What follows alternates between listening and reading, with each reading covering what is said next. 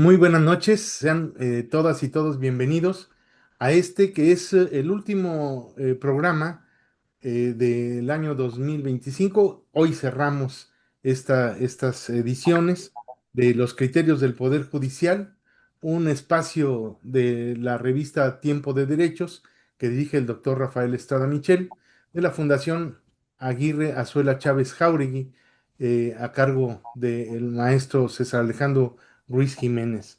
Y les doy la más cordial de las bienvenidas. Este es un espacio de diálogo, de análisis de los temas jurídicos de mayor relevancia en nuestro país. Y esta serie de programas que ya tienen varios años se han venido construyendo para pensar la justicia, el derecho y sobre todo en estos casos los tiempos difíciles que nos están tocando vivir. Hoy esta temporada la cerramos con un programa crucial. El tema es en defensa del Estado de Derecho, un litigio estratégico en contra de la reforma judicial. Eh, Ha sido un año, sin duda, de sobresaltos institucionales, de ataques al Poder Judicial, de reformas, tanto a la Constitución como a la Ley de Amparo, que siguen transformando la vida pública del país. Para hablar de este tema con profundidad, nos honra con su compañía, con su presencia, Luis Miguel Cano López. Él es abogado constitucionalista, experto en litigio estratégico en derechos humanos, tiene más de 20 años de experiencia asesorando a organizaciones tales como Greenpeace, Poder, Fundar, Litiga Olé, y un amplio trabajo en litigio de interés público, justicia constitucional y defensa de autonomías. Ha sido asesor en la presidencia de la Suprema Corte de Justicia de la Nación, director de la Clínica de Derechos Humanos en la Escuela Libre de Derecho, consultor para la Oficina de la Alta Comisionada de la ONU en Derechos Humanos y sobre todo ha acompañado muchos litigios estratégicos en materia de transparencia, autonomía, medio ambiente y control constitucional que han marcado época. Bienvenido, mi querido don Luis, mi tocayo, don Luis Miguel, bienvenido. Muchas gracias. Entramos a la parte final de este 2025 con un país profundamente transformado. Una reforma constitucional que se aprobó el 15 de septiembre de 2024 que cambió estructuralmente al Poder Judicial de la Federación con la creación del Tribunal de Disciplina Judicial, el órgano de administración de justicia, el órgano de administración judicial, la integración de la Suprema Corte de Justicia de la Nación con perfiles eh, electos por acordeón, el cese masivo de juzgadores federales en 2025 y en la segunda parte en 2027, que se sustituyeron por un sistema de elección popular que eliminó la carrera judicial y la meritocracia, el incumplimiento de resoluciones judiciales por parte de las autoridades, tanto legislativas como administrativas, y un poder judicial sometido a tensiones inéditas en su historia, esto desde 2018. Y un poder judicial, pues, con estas características, el litigio estratégico hoy se hace necesario, tanto en lo interno como en el ámbito internacional.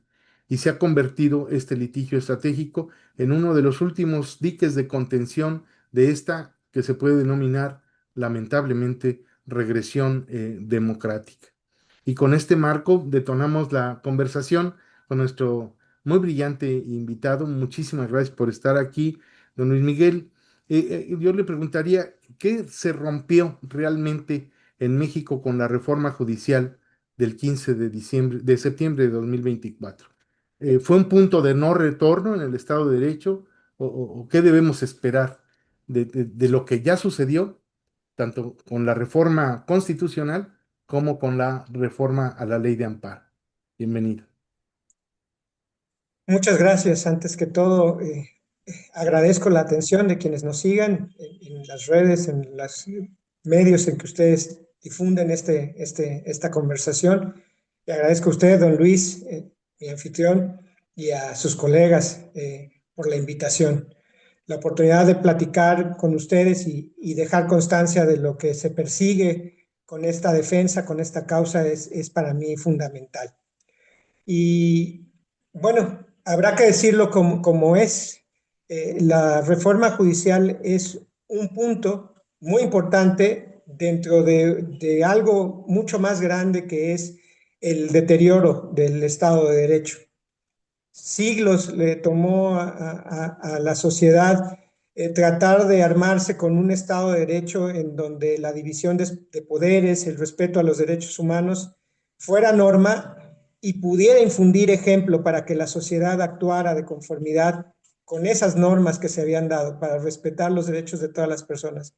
Se puede decir que está en constante movimiento esa meta, porque hay más derechos para más personas que reconocer todos los días, para más grupos, para más colectivas. Y siempre habrá gente en los gobiernos que quieran volver atrás. Lo voy a decir fácil, al antagonismo más primario, la autocracia, el gobierno de una sola persona, el gobierno de un solo partido, el gobierno de una sola coalición de partidos, el gobierno de una sola clase política. Y en México esa lucha tomó muchos más años de los requeridos. Yo creo que no hemos llegado ni siquiera, nunca llegamos ni siquiera a haber plasmado un verdadero Estado constitucional de derechos humanos, un Estado democrático de derechos humanos, no en términos numéricos, sino cuantitativos, ¿no? En términos de respeto a esos pilares básicos que ya mencioné, división de poderes, respeto a derechos humanos. Y el actual gobierno de esta administración y la anterior, pues heredó realmente algunos genes de otros gobiernos pasados, a pesar de las distinciones partidistas. Tratar de centralizar el poder, tratar de evadir los controles. Solamente que aquí hubo un acento más profundo. Eh, el discurso contra el Poder Judicial y el entorpecimiento de sus decisiones, la eficacia del gobierno no era nuevo tampoco, es algo que también se vivió en este siglo con otras administraciones. Lo nuevo fue el mensaje contundente y la oportunidad de tener el poder político para cambiar todas las normas de juego. Pero si creen que se empezó en septiembre del año pasado con esa reforma, pues en realidad hubo un momento anterior. Hubo una reforma en junio de 2024 que dejó al amparo sin la posibilidad de que sus suspensiones tuvieran efectos generales para paralizar los efectos de normas generales. Esa primera reforma regresiva al amparo preparaba el terreno para que cuando llegara la reforma judicial y se pudieran presentar amparos y se pudieran obtener suspensiones, hubiera una prohibición legal para que las suspensiones tuvieran efectos generales.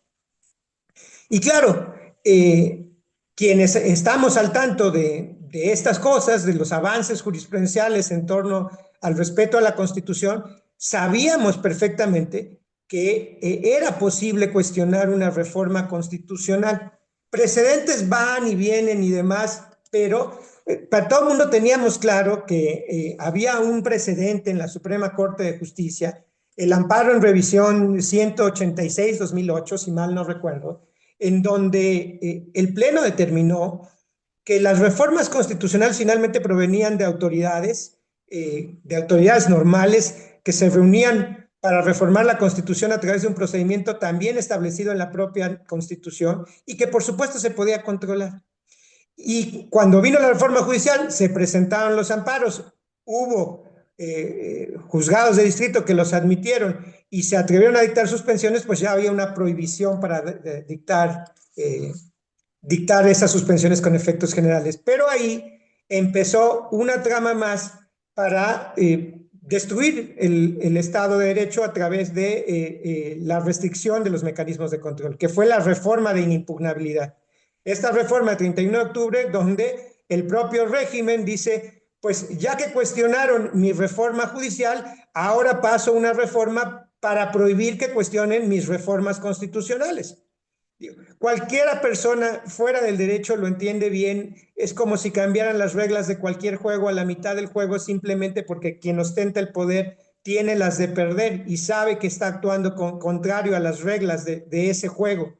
Entonces, viene esa reforma y la necesidad de, en los juicios que estaban en marcha contra la reforma judicial, ampliar la demanda o presentar nuevas demandas y cuestionarla. Pero ahí no quedó el esfuerzo.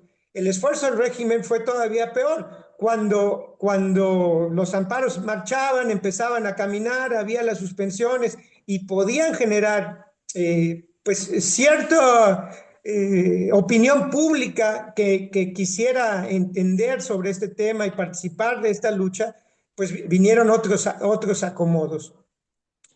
Vinieron decepciones en nuestra anterior Suprema Corte, por supuesto, pero pues, cuestiones que se esperaban conforme a los posicionamientos de su anterior integración. No prosperó la acción de inconstitucionalidad y luego la esperanza se vino abajo. Pero eso es muy triste porque en este país esto de que las decisiones se tomen desde arriba y desde arriba se nos proteja está muy arraigado. Y cuando la Suprema Corte dio el paso para no invalidar la reforma judicial a través de una acción de inconstitucionalidad, prácticamente toda la esperanza cayó y se empezó a hablar con mayor profundidad de la defensa en planos internacionales. Y para eso el régimen hizo una nueva reforma, la publicada el 1 de abril de este año, de fortalecimiento de la soberanía nacional, en donde queda claro en los antecedentes legislativos de tal reforma que llegada a alguna resolución dictada en sede internacional dentro de algunos años, el régimen va a poner esta reforma al 40 constitucional y va a decir que esa resolución internacional primero se tiene que verificar internamente a través de los medios que se estimen oportunos, que pues seguramente será con la actual integración de la Corte un expediente para ver cómo se puede llegar a cumplir esa sentencia internacional y se dirá que no se podrá cumplir en todos sus términos porque pues, es contraria a la soberanía nacional, a la constitución como la tengamos en ese momento y se anticipan tiempos complicados. Y si eso no era suficiente, se hizo una reforma más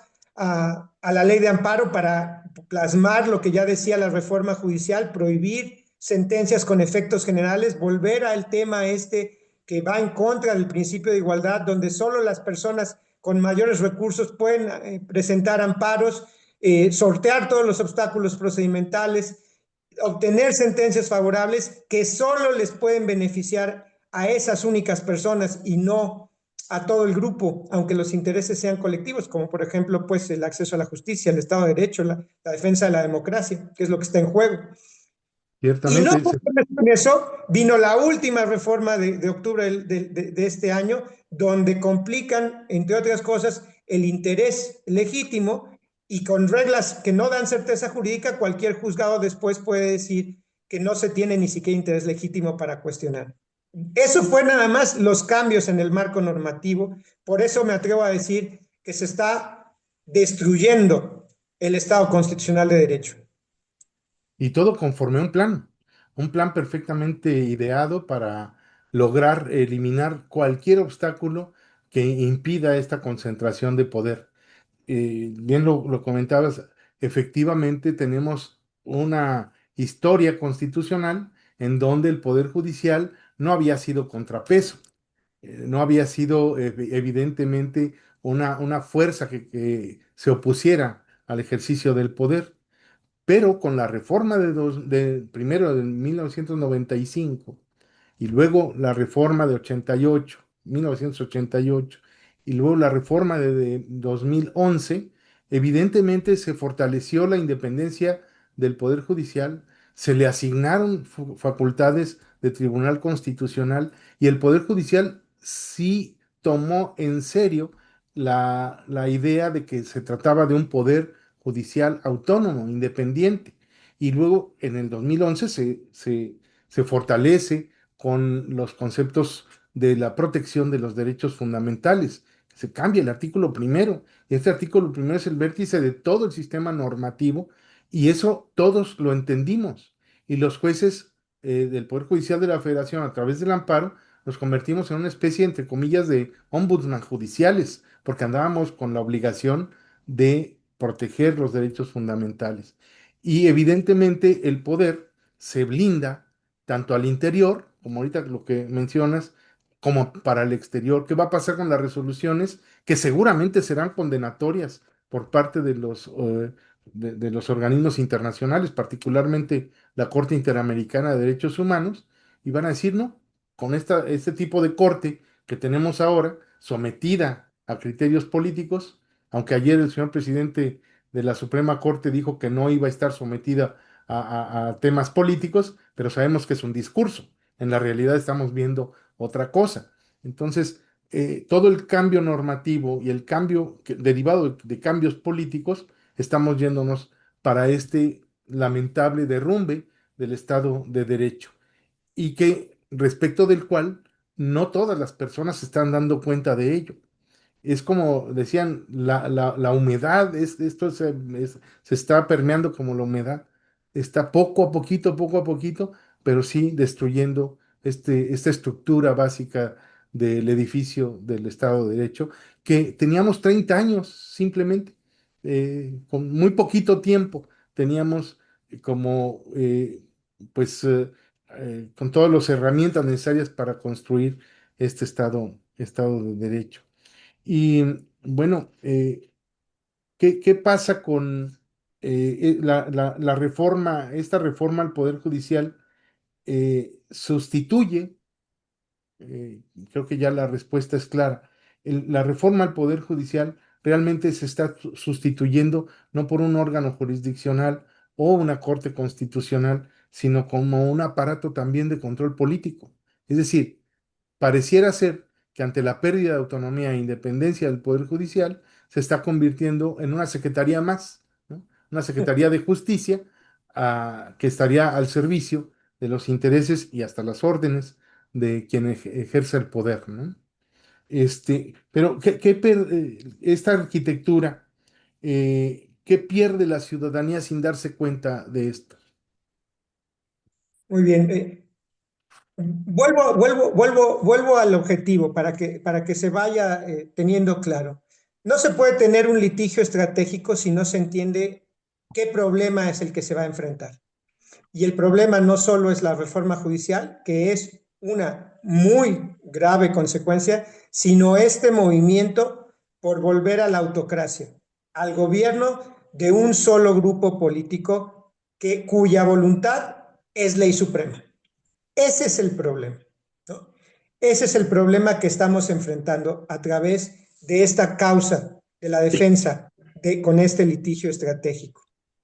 Ahora, lo que está en juego para la gente es algo que no se percibe de primera instancia porque hay varios estados inconstitucionales de derecho en nuestro país. Cuando hablo de estados inconstitucionales de derecho, lo que quiero decir, hay violaciones estructurales a los derechos humanos de la población que la mantienen alejada de estos debates públicos. ¿Cuáles? Inseguridad, pobreza, violencia, discriminación.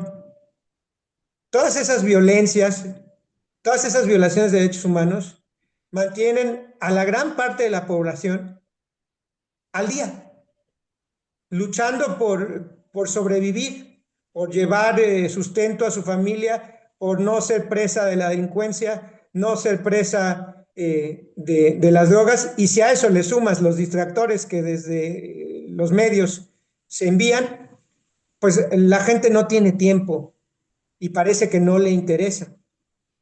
Lo que se está perdiendo, sin que lo vean, es el aparato que defiende y que garantiza sus derechos.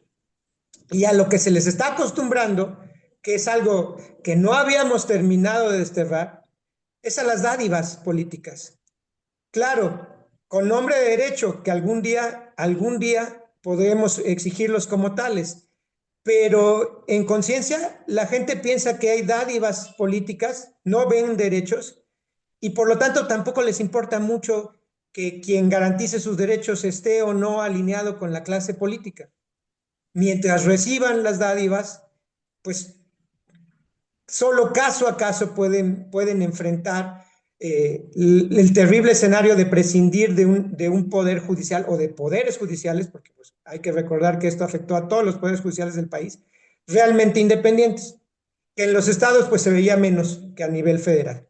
Entonces, para la gente es algo que no alcanzan a notar de manera generalizada, solo van a ir notando caso a caso, caso a caso, y si caso a caso le quieren poner atención, pues para cuando la gente se organice va a ser demasiado tarde. Ya sabemos que si vienen primero por unas personas y luego por otro grupo de personas y luego por otro grupo de personas y la gente está tan distraída enfrentando su día a día o tan indiferente, pues cuando vengan por esas últimas personas ya nadie habrá para defenderlas. Entonces, eso está ahí.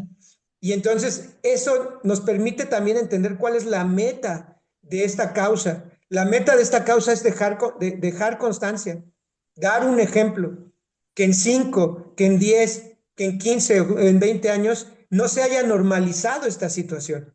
Bueno, ya sucedió la reforma judicial, ya cambiamos de poder judicial, ya estamos a otra cosa. No hay que detenernos en el pasado, no hay que anclarnos, hay que ver hacia futuro. Son muchos los problemas que tenemos de frente.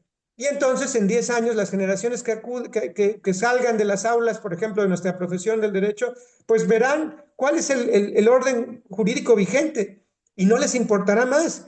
Y quienes empiecen a litigar, pues litigarán conforme a las nuevas reglas.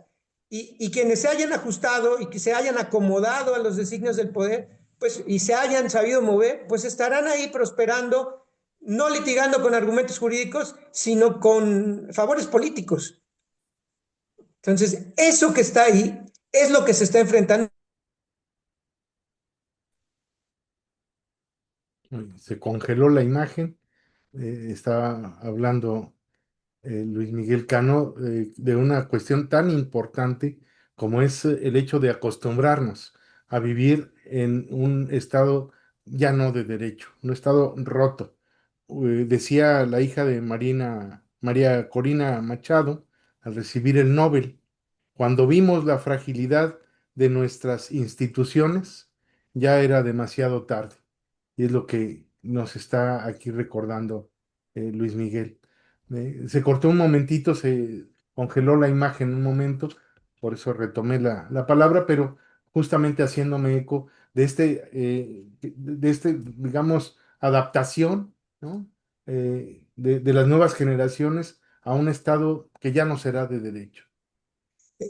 Mi mayor honor es acompañar a las personas juzgadoras y servidoras del Poder Judicial en esta defensa, porque exactamente, así como yo he estado acostumbrado al litigio de interés público en defensa de causas ambientales, peleando por derechos para futuras generaciones, por ejemplo, tratando de disminuir el impacto climático, hoy acompaño, y quizás sea la última lucha que me toque acompañar, a todas estas personas que plantan una defensa y que dicen, no queremos que esto se olvide, no queremos que esto se normalice, nunca más estas violaciones, donde también tenemos que contrarrestar un tercer elemento de la propaganda del régimen, la propaganda oficialista, en donde nos dice que esto solo es consecuencia de la democracia.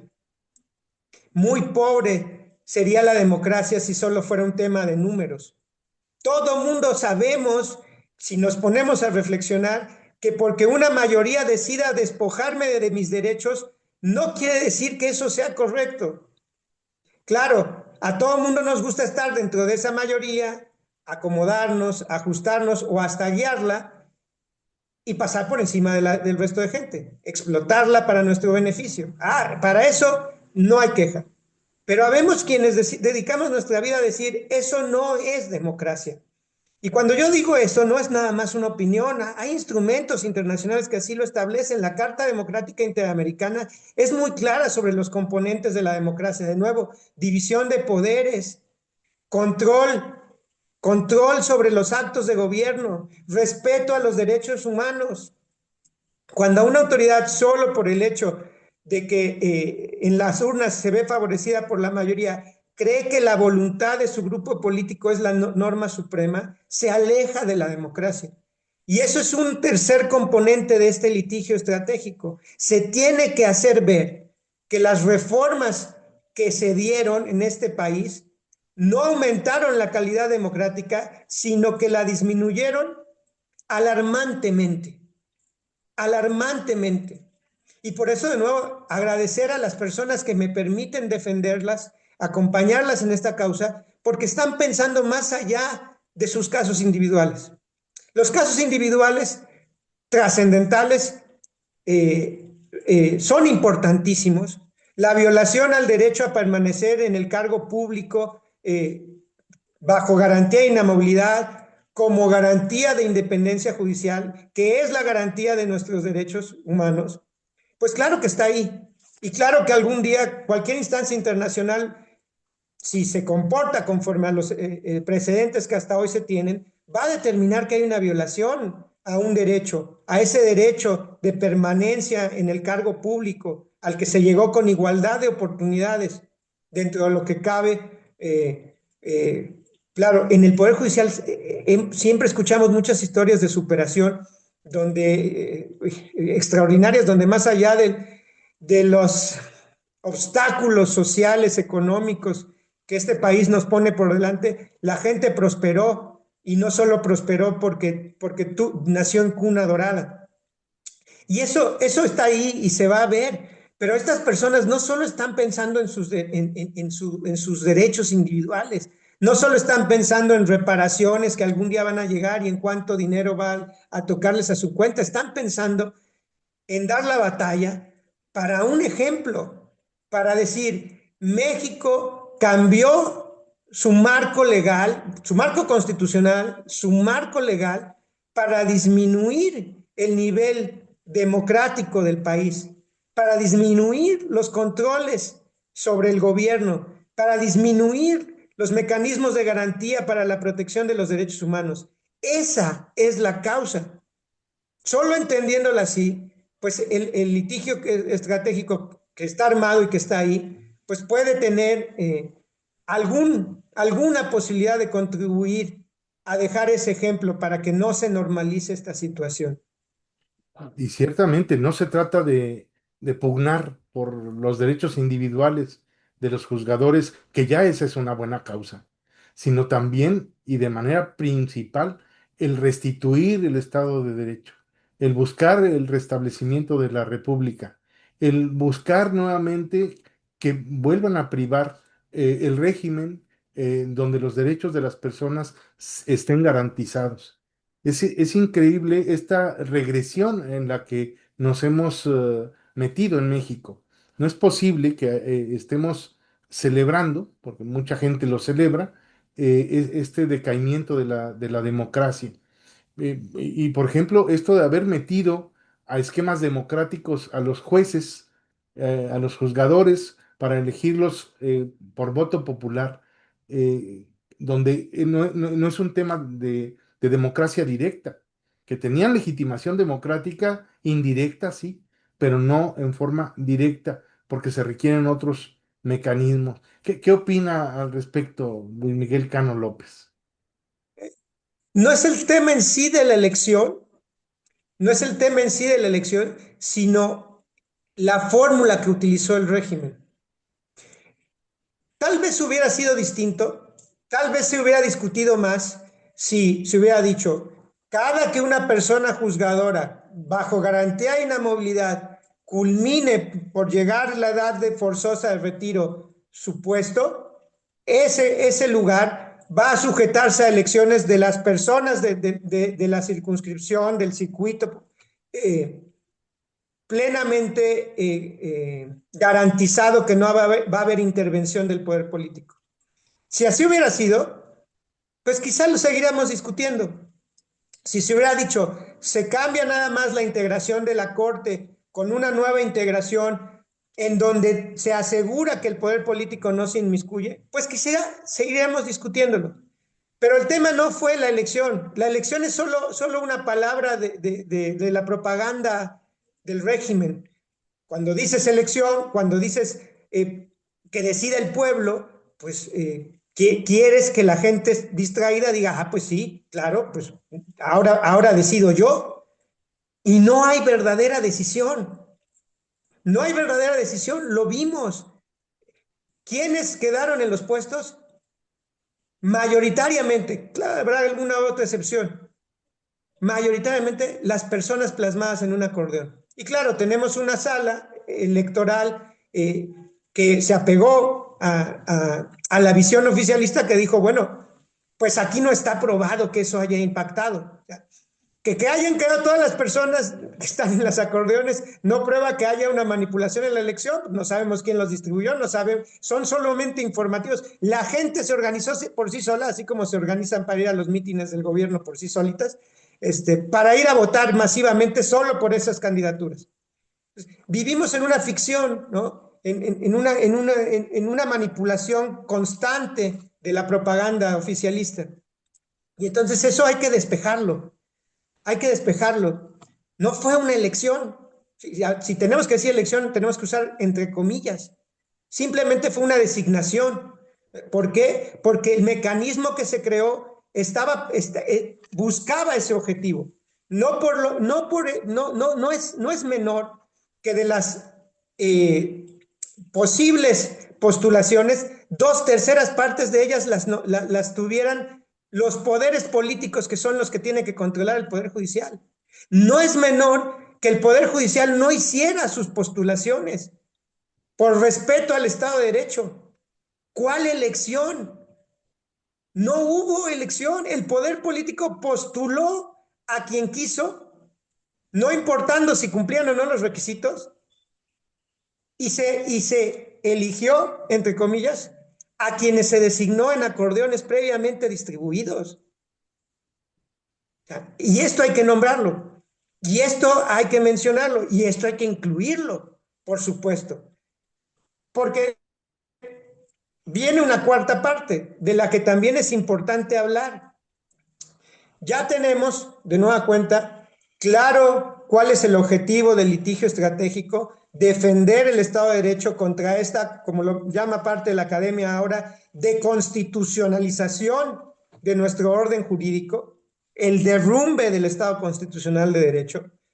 Ya sabemos que tenemos que ir a defender una democracia sustantiva, y cuando digo sustantiva no es porque piense yo en valores morales que una parte quiere imponer a otra, sino en elementos que han sido reconocidos como pilares elementales de cualquier democracia, que es el control de los actos de gobierno, el respeto a los derechos humanos, la división de poderes. Sabemos que tenemos que enfrentar toda esta transformación del marco normativo, pero ahora también nos tenemos que enfrentar con la nueva integración del Poder Judicial de la Federación, que es quien quiere dar la última palabra sobre los litigios que empezamos contra esa transformación que les ha llevado ahí. Y este cuarto segmento también es muy importante. La Corte hace 2 semanas publica en el Diario Oficial un acuerdo general para aplazar toda la resolución de los amparos en revisión sobre la reforma judicial, porque algún día radicará un asunto y decidirá. Caramba, esto es un atropello. Si todas las personas que integran el actual Pleno de la Corte tienen un claro impedimento, tienen interés personal en que subsista la validez de la reforma judicial. Si se llegara a invalidar la reforma judicial, no estarían en sus puestos. Y aún así, dicen, vamos a decidir. Vamos a decidir. Y otra cosa que acaba de pasar en los días previos, pues es un atentado que no se había visto. Yo creo que yo no lo había visto antes, o si pasó, me fue desapercibido, que el presidente de la Corte tome de pretexto una consulta de la dirección del órgano de administración judicial para decir: se revocan todas las suspensiones dictadas en los juicios de amparo que siguen abiertos contra la reforma judicial, con el tema de la inamovilidad y la irreductibilidad de los salarios. Y claro, las suspensiones que garantizaban que las personas quejosas no fueran removidas de sus puestos fueron generalizadamente violadas. Generalizadamente violadas. Quedaba un poco el tema de la irreductibilidad de los salarios. Y como ya por sí y ante sí el presidente de la Corte ordenó a los juzgados de amparo que concentran los amparos contra la reforma judicial revocar las suspensiones, uno de ellos, el juzgado quinto de distrito en materia administrativa, ya se había pegado a esa visión oficialista. Los otros dos todavía hicieron consultas, pero la semana pasada, la semana antepasada, perdón, el viernes, hace 2 viernes, el 28 de noviembre, terminaron por dictar acuerdos diciendo, pues revocamos todas las suspensiones. Y me dicen que hoy ya se notó que las remuneraciones han disminuido y se han ajustado para las personas que tenían esa garantía de irreductibilidad de sus remuneraciones y que permanecen todavía en el Poder Judicial, por lo menos hasta 2027. Entonces, vemos decisiones. ¿Qué otras decisiones están por ahí? En la Corte se paralizó un proyecto momentáneamente donde bajo ponencia del ministro Guerrero se quería volver a decir que el amparo es improcedente si se endereza contra normas generales, porque al estar prohibido que tenga sus sentencias efectos generales contra normas generales, no se puede llegar a ningún punto y entonces todo el amparo es improcedente. Eso es contrario a un precedente que acaba de dejar la extinta primera sala apenas en mayo de este año.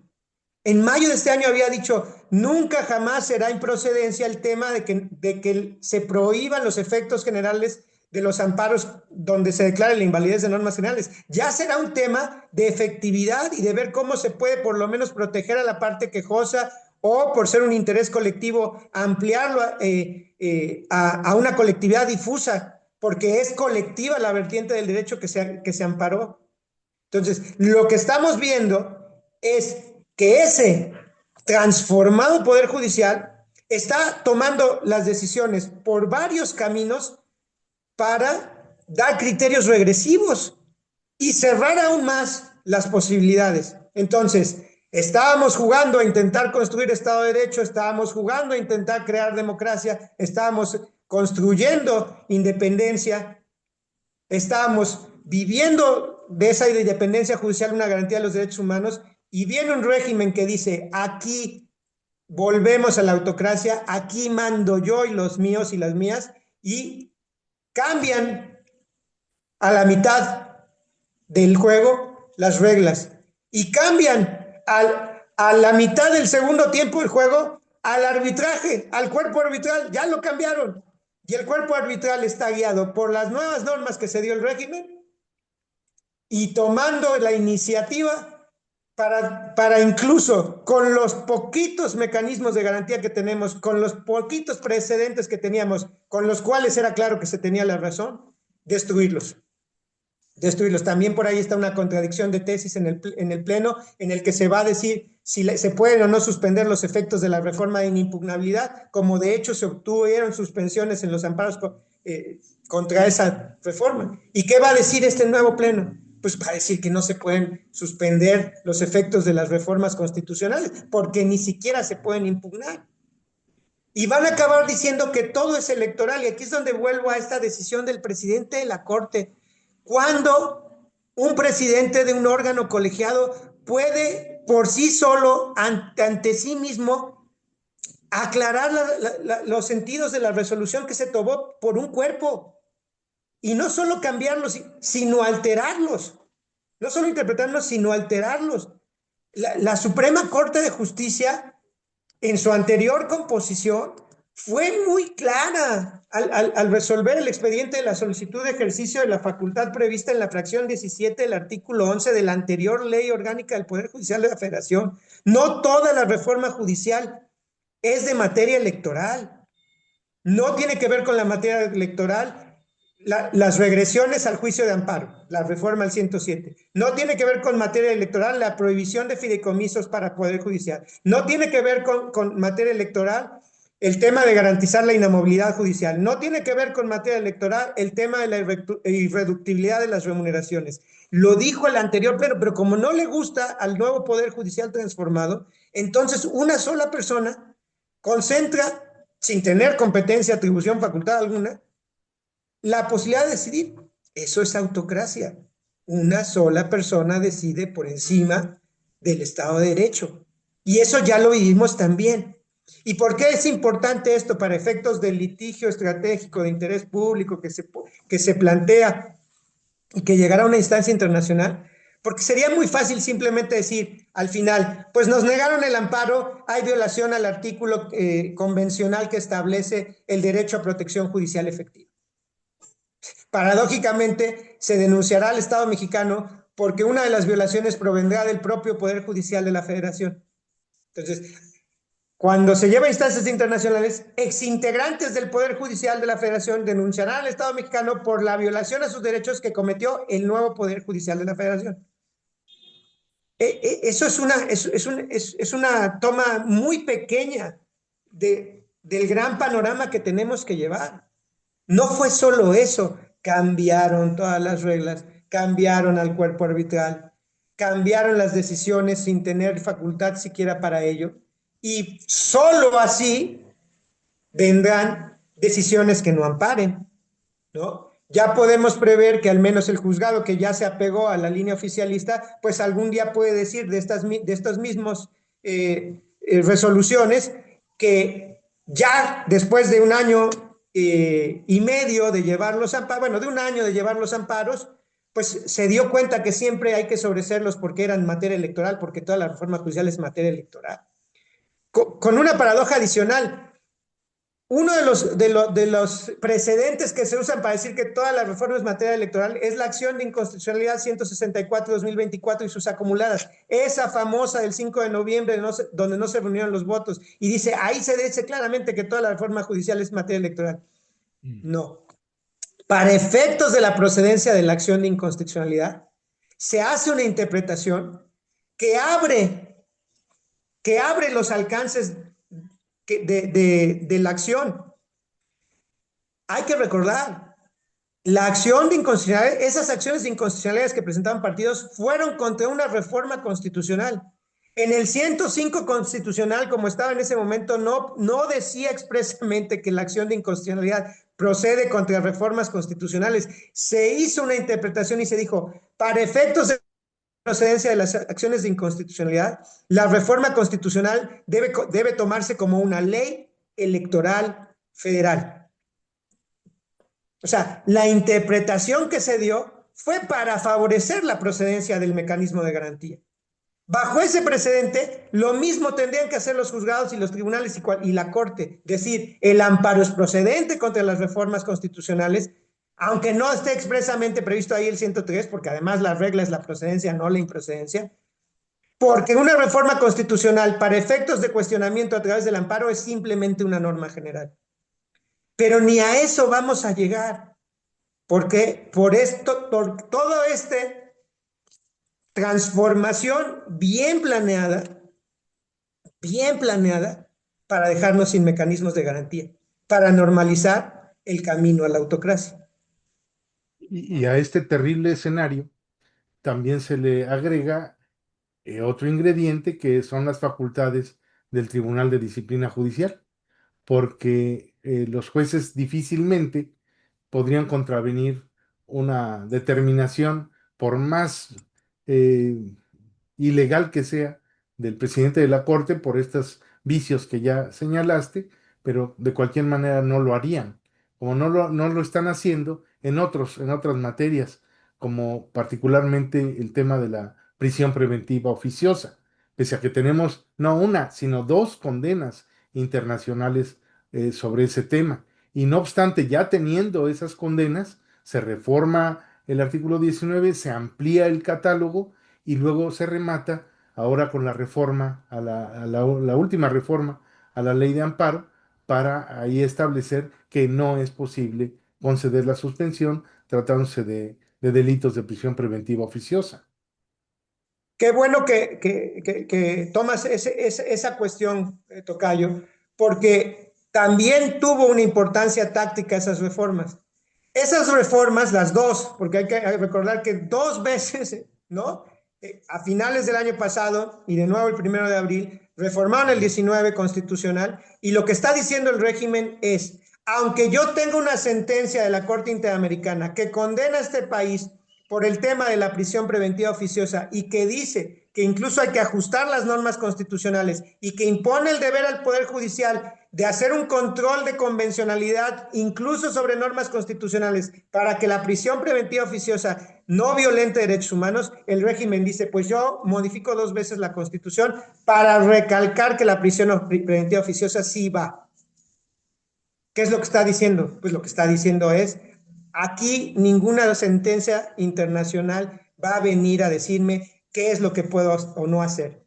Eso por ese lado. Y por el lado de, del nuevo marco que sujeta a control a quienes quedaron en el Poder Judicial, quienes llegaron y no tienen conocimientos, pues sin conocimientos no hay capacidad de crítica, ¿no? Entonces, ese es un grupo, ¿no? Quienes llegaron y dicen, somos soldados y soldadas de la transformación, pues ahí tampoco no le pidas peras al olmo, no van a tener un sentido crítico. Y en las resoluciones que realmente importen al régimen, pues será una sorpresota que puedan dictar amparos.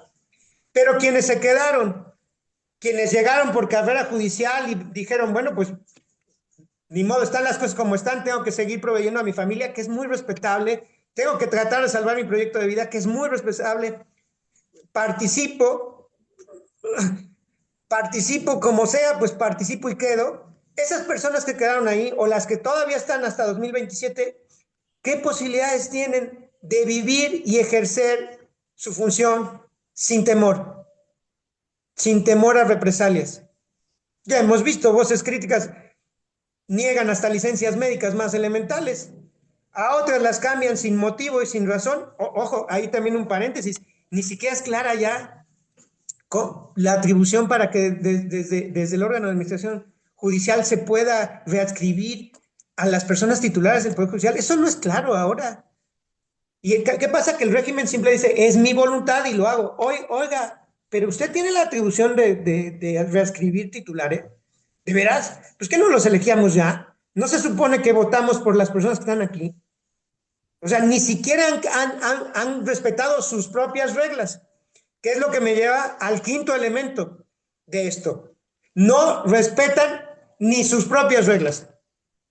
No solo cambiaron el marco constitucional, no solo cambiaron el marco legal, no solo cambiaron al cuerpo arbitral, no respetan ni sus propias reglas. El caso que a todo mundo atañe en estos momentos, en estos últimos días, el tema de las remuneraciones. El 10º transitorio dice, no se tocarán las prestaciones, no se tocarán los derechos laborales, se hará un pago al momento del retiro. ¿Y qué es lo que hemos visto? Autocracia. Cuando yo quiera les voy a pagar lo que yo quiera sin explicarles por qué les pago esas cantidades. Cuando yo quiera les disminuyo las cantidades. Contra eso también nos hemos amparado. Y eso también tiene una importancia táctica y estratégica para la defensa de las personas a las que acompaño, porque algún día, ahora sí, de nuevo, en sus casos individuales, pues tendrán que buscarse reparaciones. Y esas reparaciones tienen que ser conforme al estándar más protector. Y ese estándar se había construido en México durante este siglo por 25 años. Por 25 años se había dicho, hay un derecho humano a las remuneraciones, las remuneraciones son irrenunciables e irreductibles. Pero como ni sus propias reglas respetan, ahora también hemos tenido que presentar amparos por eso. Ahora también se ha tenido que organizar las colectivas de personas titulares o extitulares del Poder Judicial para exigir sus derechos. El pago que está en la Constitución, pero ni eso cumplen. Ese es un problema. Y me quedo con una cosita. En estos acuerdos de 19 y 27 de noviembre del presidente de la Corte, donde ordena a los juzgados de Jalisco revocar las suspensiones sin más, solo le bastó decir, cumplan, les doy un último plazo de 24 horas, y si no, con el apercibimiento de que no hacerlo, la Corte Suprema tomará las medidas conducentes.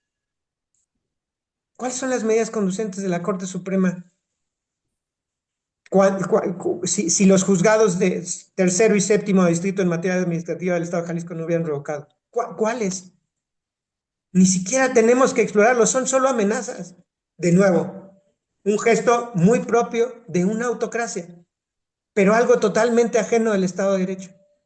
Entonces, teniendo todo este panorama completo, entonces ya se puede entender qué es lo que perseguimos cuando decimos que hay un litigio estratégico de interés público en la defensa de esta causa, que es la defensa del Estado de Derecho. Lo que perseguimos es dar el ejemplo.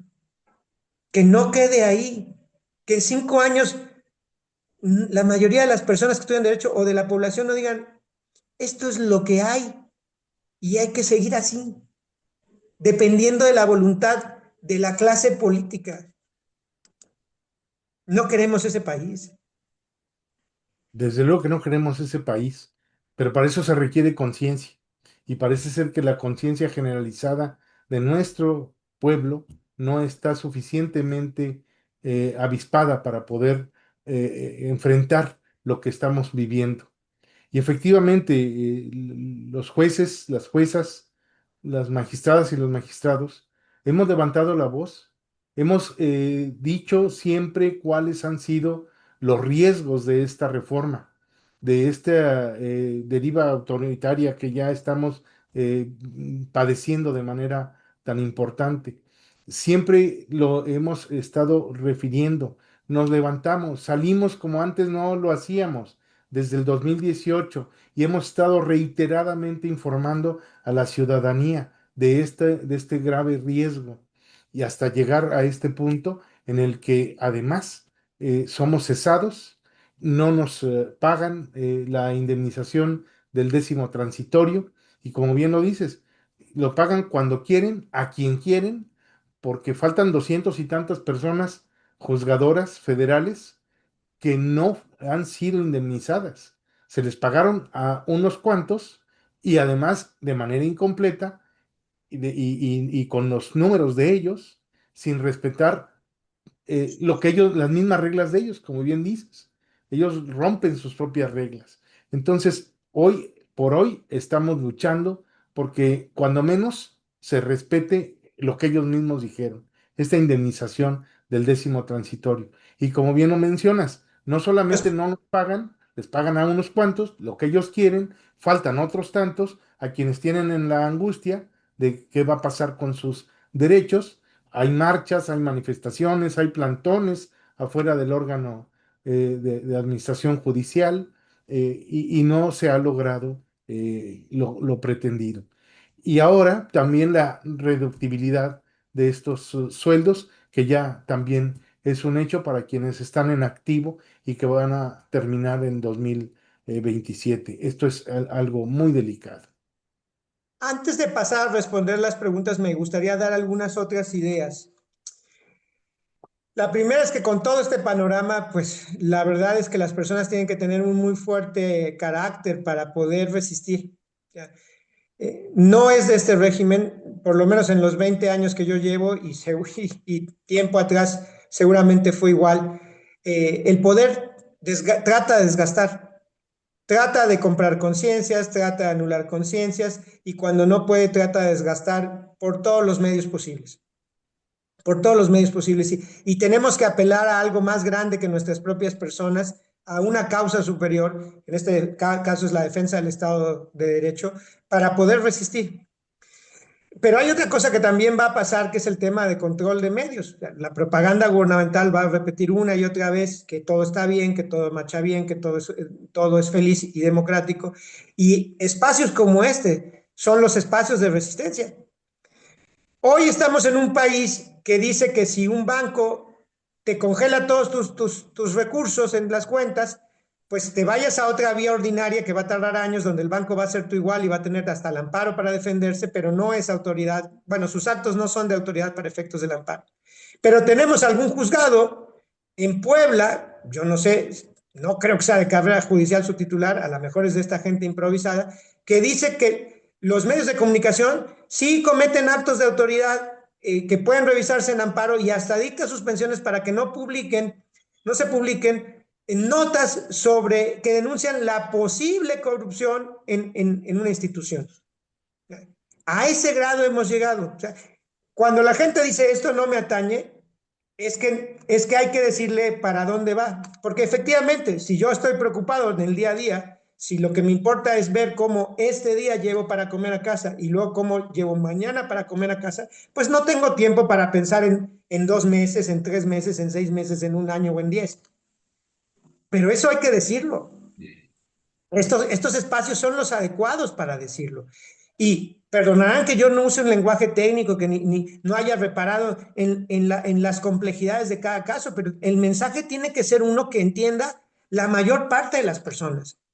Por eso soy reiterativo. La lucha es defender el Estado de Derecho contra la autocracia.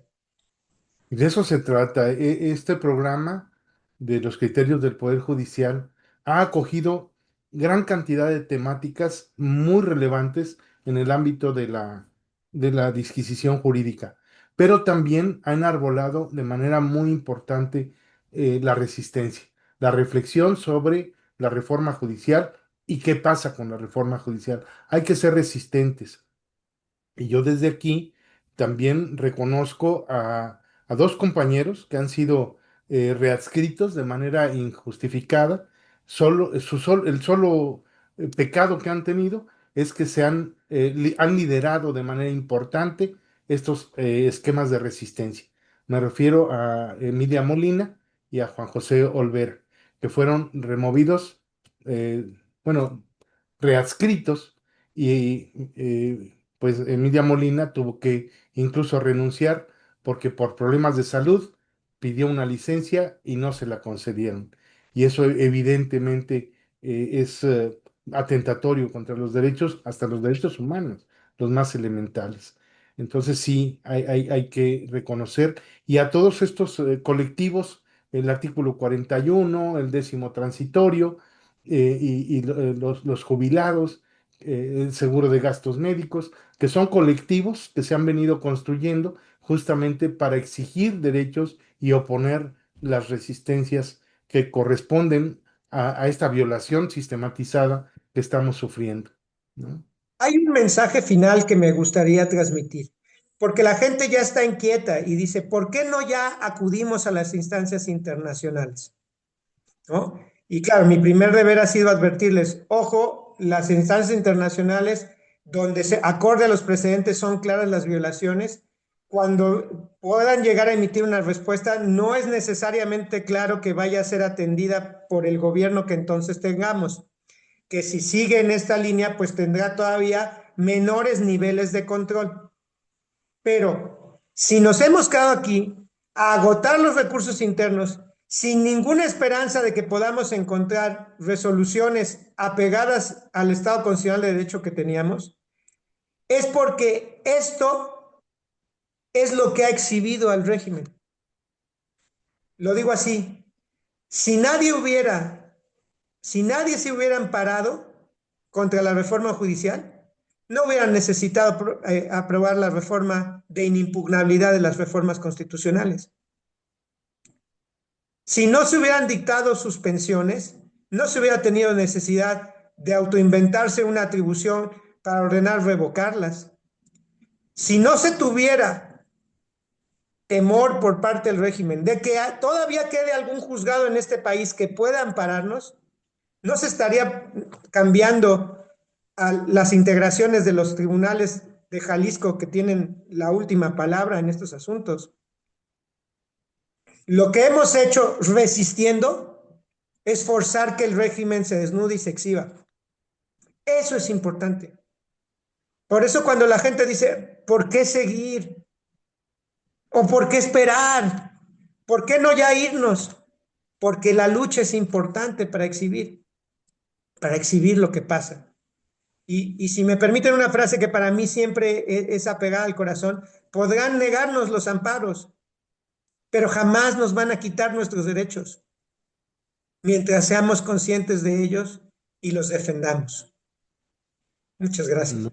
muy bien, muy bien, muy bien, muy bien.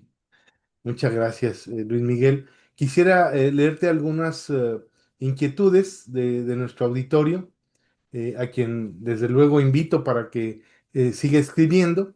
Nos dice Dolores Rosalía Peña Martínez. Buenas tardes, yo opino que lo más seguro es que no cumplan las resoluciones de la Corte Interamericana de Derechos Humanos, porque se creen todopoderosos con su perjudicial, de forma perjudicial.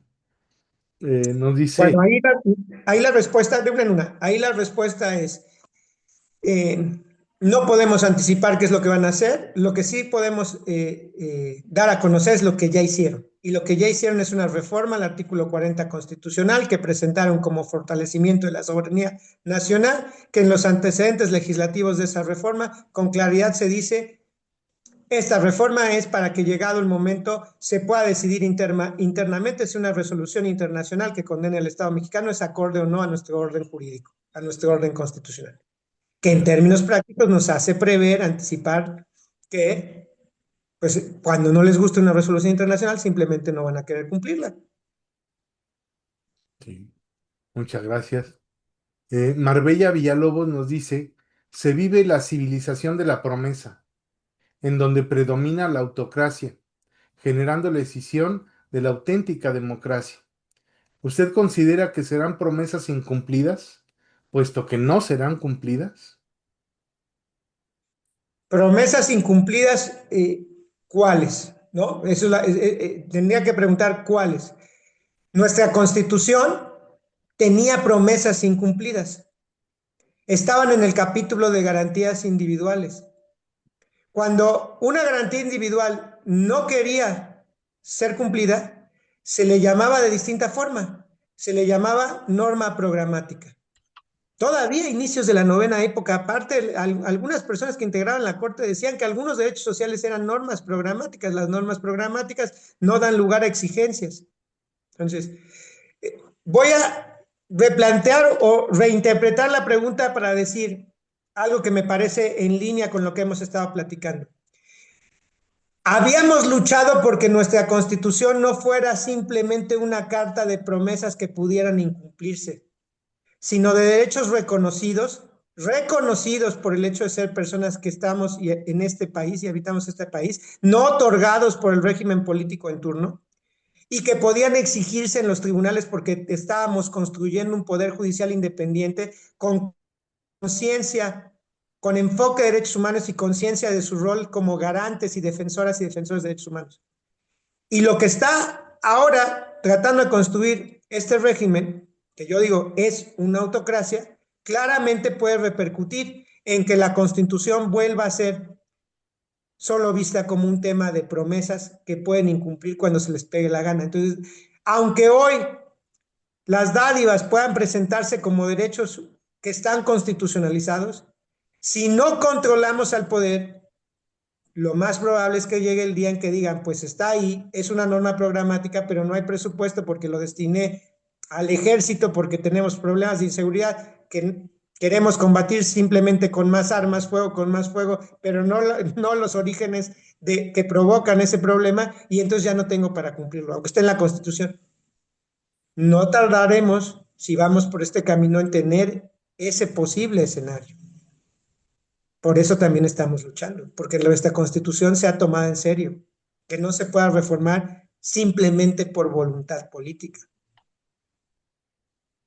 Muchas gracias. Nos dice Marta Torres Falcón, muchas gracias por la exposición. Solamente quiero anotar que Emilia Molina es un ejemplo de honestidad y trabajo especializado en el Poder Judicial. Tiene toda mi admiración. Me uno a este reconocimiento, desde luego, para Emilia Molina, que es sí un ejemplo para la Judicatura Federal. Muchas Y gracias. yo, uno también que me parece muy importante reconocer a todas estas personas juzgadoras que hoy son quejosas en los distintos amparos, agrupadas o no agrupadas, defendidas por una u otra alternativa. Algunas yo no las conozco, a otras tengo el honor de defenderlas, pero todas esas personas que están hoy luchando, no solo están luchando por su caso, están luchando por esta causa. Es muy triste que no les hayamos acompañado lo suficiente. Es muy triste que a la sociedad parezca no importarle. Pero bueno, así es el intrincado camino de la resistencia hasta lograr que, pues hacer conciencia y que algún día cambien las cosas. Porque los problemas no se resuelven si no los enfrentamos. Sí, así es. Nos dice Mario Alberto Ortiz Luna, en efecto, al desnudar al régimen, es importante estos espacios. Los abogados independientes copian este modelo de resistencia. Dice odio a los indiferentes. Mario Alberto Ortiz Luna. Muchas gracias. Yo le Pues, diría que odiar es una pesada carga. No sabemos, hay muchas veces que la diferencia no es elegida, sino provocada por las carencias del día a día. Pero bueno, con todo y eso, pues sí, lo que buscamos es dar un ejemplo, ¿no? Un ejemplo. Ah, hemos visto también en días pasados cómo la ministra Esquivel intentaba por enésima vez acortar y restringir al máximo el interés legítimo de las asociaciones ambientalistas para acudir al amparo, para defender a la naturaleza, a los ecosistemas, al resto de seres vivientes con quienes compartimos este mundo. Y afortunadamente fue detenido esto, ¿no? Una salida, si quieren, formal, no había criterio, contradicción de criterios. Y las organizaciones varias estaban ahí pendientes.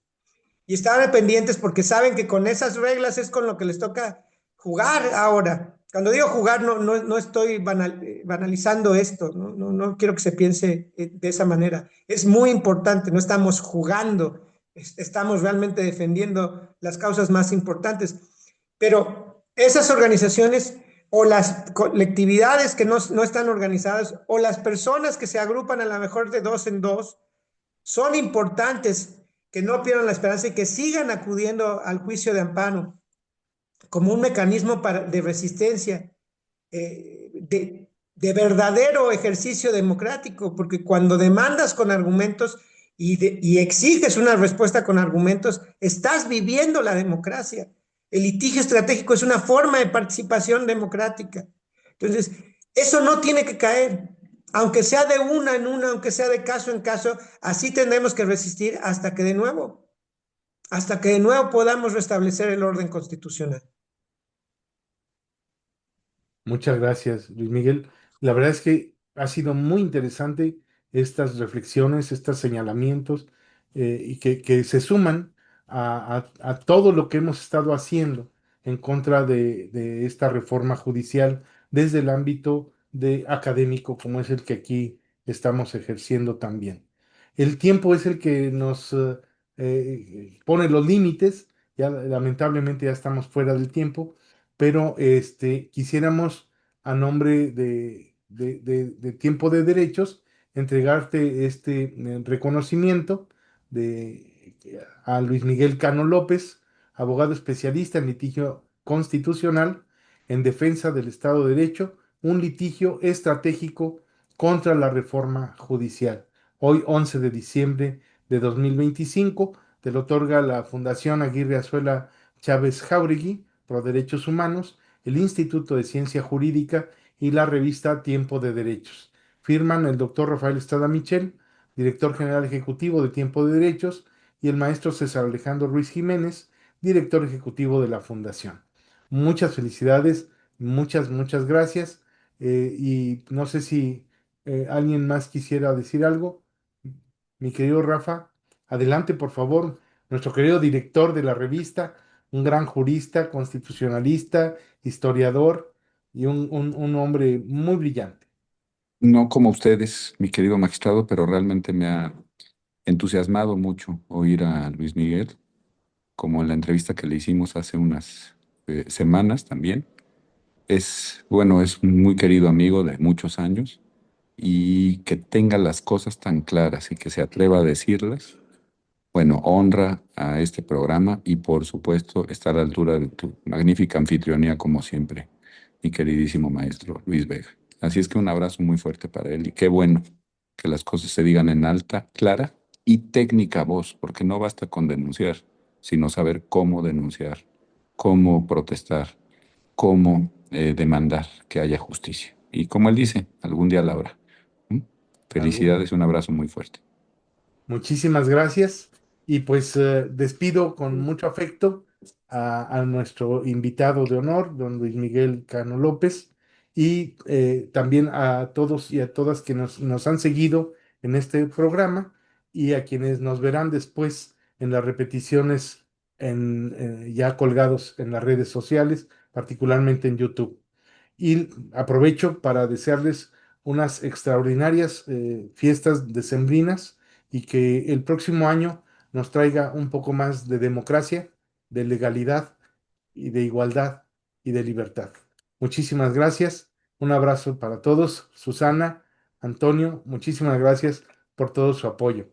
Un abrazo, muchas felicidades y hasta el año que entra. Muchas gracias. Feliz fin de año y próspero año nuevo. Que así sea.